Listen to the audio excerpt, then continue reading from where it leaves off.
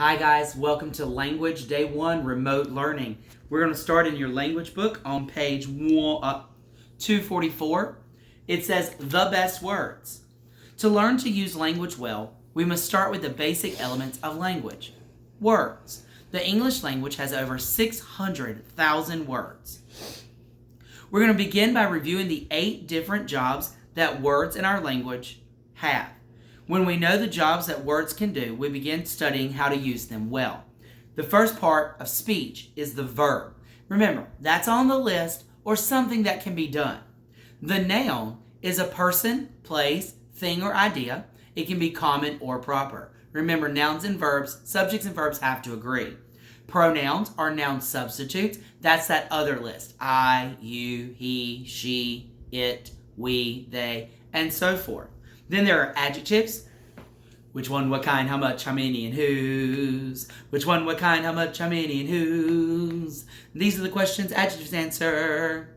Which one, what kind, how much, how many, and whose. Then that always modifies a noun or a pronoun. Then there's adverbs. When, where, how often, how, to what extent. These are the questions adverbs answer in a sentence. Then we learn the next one, prepositions. That's anywhere a mouse might go. Under, above, behind, in front of, at, to, all those. You learn that list too. Then conjunctions, they're the joiners. And, but, or, nor, yet, and sometimes so. But I don't really like that one. I said for, Catherine. No. And, but, or, nor, for, yet, so. And then there's interjections. They show strong emotion. So that's a quick review of the parts of speech. Now we're going to look at 245. Go ahead if you're not already to 245. Using the best words. Because there are so many words to choose from in our language, good writers like me, I'm a published author, and speakers work hard to find the clearest and most interesting words to use. Readers and listeners appreciate words that help them understand and see things clearly. The word we're going to learn today is synonym. If you look at my board, it says synonym. It's from the, I think, Greek, syn, meaning same, and nym, meaning name. Basically, it's words that have the same name or meaning. Let's practice. Look down at your exercise. You'll see the possum hanging upside down the tree. Number 1 says tree, pine, and evergreen. Yes, they're all the same thing. A good sentence could say, I ran to the tree. Or you could say, I ran to the pine. Or you could say, I ran to the evergreen. But on this exercise, you're going to pick the best word. In number 1's case, the answer is pine because it is a specific evergreen tree. Number 2, food, fruit, pineapple. Circle the best word. You should have marked pineapple. Even though I don't like pineapples, it is the best word in that list because a pineapple is both a fruit and a food. In a few moments, you're going to go ahead and finish 3 through 10. You're going to do it on your own and pick the best word. I know you can do it because you're a pretty smart group of kids. Almost fell off the couch. All right, Catherine, back to me. Page 246 is more synonym work. The more words that you know, the better you will be able to explain what you mean and what you see.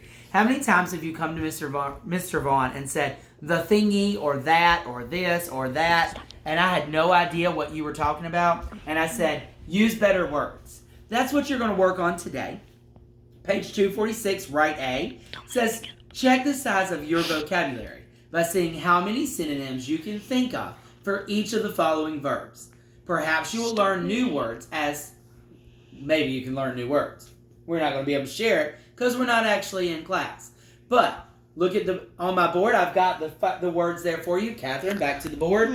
The words are run, talk, and clean.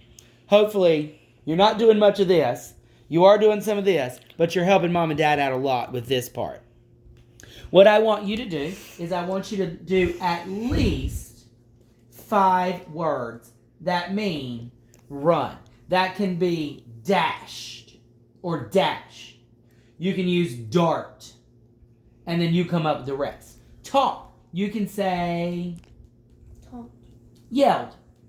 I do that sometimes. Mm-hmm. Clean.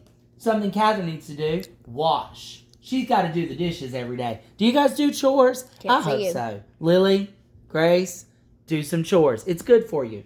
You're going to do 5 of each of them. And then, back to me and Catherine. And then, right now, we're going to do Remember B together.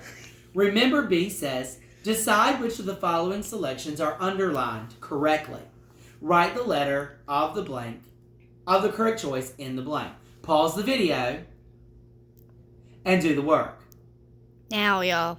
Welcome back, learners. Number 1 says the USS Alabama. You should have marked A because only the name of the ship needs to be underlined. Number 2, Bible. You should have marked A because we don't underline the Bible. Number 3, Reader's Digest. That was a magazine that was really popular back in the 1900s when I was your age. We do underline the titles of magazines, so you should have marked A again. 4, Pilgrim's Progress. We just learned that was written by John Bunyan. You should have marked B, Pilgrim's Progress. And number 5, Genesis. That's the first book of the Bible. And again, we don't underline the books of the Bible. So that one would be B2. Again, it should be A, B, B. All right, guys, we'll see you tomorrow.